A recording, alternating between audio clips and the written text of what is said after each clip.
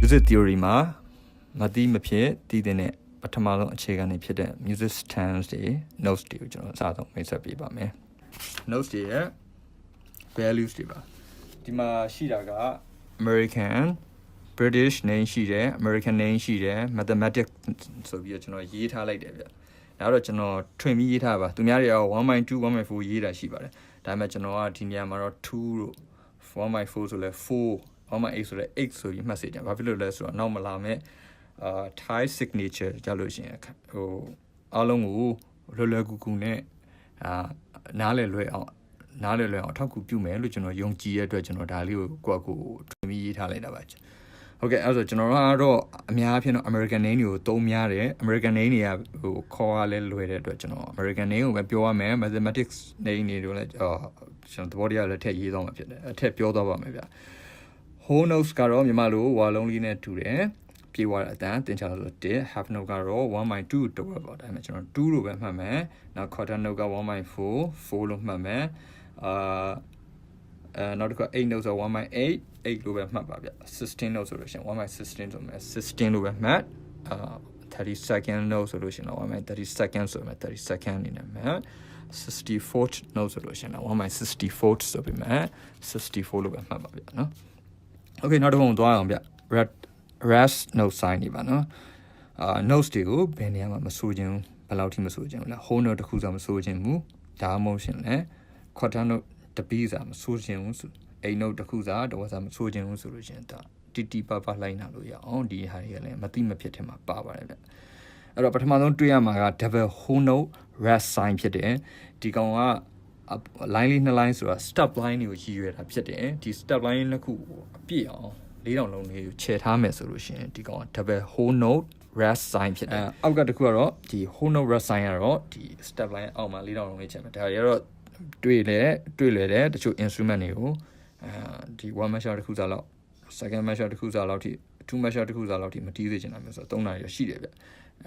ဒီကောင်တွေကအသုံးများပါတယ်နောက် half note rest sign ကတော့ step line အပေါ်မှာအမဲတုံးလေးအပြည့်ချထားမယ်4000လုံးလေးချထားမယ်ဆိုရင် half note ဒီမှာ quarter note ကတော့ကျွန်တော်မှတ်မိလို့အောင်ကျွန်တော်စာသင်လို့ရှိရင်ကျွန်တော်စာသင်တန်းသားတွေပြောပြတာဟာဂျူလီရဲ့အဖေဆုနက်ဖျားကသူ့ရဲ့လက်နက်ကမိုးချိုးသွားနဲ့တူတယ်အဲ့တော့အားလုံးကမိုးချိုးသွားလို့မှတ်ထားလိုက်လို့ရှိရင်မှတ်မိလွယ်မယ်လို့ကျွန်တော်အများနဲ့ပြောလို့ရှိတယ်အဲ့တော့အားလုံးလည်းမှတ်မိလွယ်မယ်လို့ကျွန်တော်မျှော်လင့်ပါတယ် quarter note ပဲပုံ rest note sign လေးကမိုးချိုးသွားလေးပေါ့နော်နောက်တစ်ခုကတော့ 8 note rest sign 16 note rest sign 32nd note rest sign 64th note rest sign နောက်တစ်ပုံသွားရအောင်ဗျနောက်တစ်ပုံမှာ note ရဲ့ equality note ရဲ့ equality ကတော့ whole note ဆိုရင် half note နှစ်ခုပေါင်းတာနဲ့ညီမျှမယ် whole note rest sign ဆိုလို့ရှိရင်လည်း half note rest sign နှစ်ခုပေါင်းတာနဲ့ညီမျှမယ် okay ဒါရိုးလည်းမှတ်ထားဖို့လိုပါတယ်ညီမျှမှုတွေကို half note ဆိုရင်လည်း quarter note နှစ်ခုပေါင်းတာနဲ့ညီမျှမယ် quarter note ဆိုလို့ရှိရင်လည်း 8 note နှစ်ခုပေါင်းတာနဲ့ညီမျှမယ်8 note ဆိုလို့ရှိရင်လည်း16 note နှစ်ခုပေါင်းတာနဲ့ညီမျှမယ်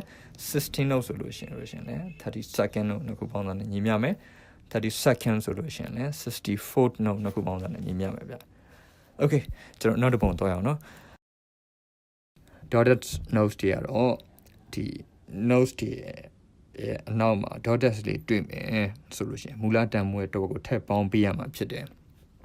Okay အဲ့တော့ဒီမှာကျွန်တော် example ပေးထားတဲ့ one သွားရအောင်နော်8 note quarter note ရဲ့နောက်မှာ dotted လေးတွေ့မယ်ဆိုလို့ရှိရင်မူလတန်ဖိုးက quarter note ဖြစ်တယ်ပြီးရင်အပေါင်းသူရဲ့တစ်ဝက်ဖြစ်တဲ့8 note ကိုပေါင်းမယ်နောက်တစ်ခုကကြတော့ဒုတိယကိုသွားလို့ရှိရင် quarter note မှာ dotted နှစ်ခုတွေ့နေမယ်ဒီလိုဆိုလို့ရှိရင်ကျွန်တော်တို့ကမူလတန်ဖိုးက quarter note သူ့ရဲ့ပထမဆုံး dotted လေးကသူ့ရဲ့တစ်ဝက်ဖြစ်တဲ့8 note ကိုရည်ညွှန်းတယ်နောက်ထပ်ဒုတိယ dotted လေးက8 note ကိုထပ်ရည်ညွှန်းတဲ့အတွက်8 note ကတစ်ဝက်ဖြစ်တဲ့အတွက်16 note ထပ်ပေါင်းပေးရမယ်ဒီလိုနားလည်ရပါမယ်ဗျ Okay နံပါတ်3ကိုသွားရအောင်နံပါတ်3မှာ dotted 3ခုဖြစ်သွားပြီအဲ့တော့ပထမပြောသလိုပဲရှင်းတယ်မူလတန်ဖိုးက quarter note ရဲ့တစ်ဝက်က8 note 8 note ရဲ့တစ်ဝက်က16 note 16 note ရဲ့တစ်ဝက်က32nd note ဖြစ်တယ်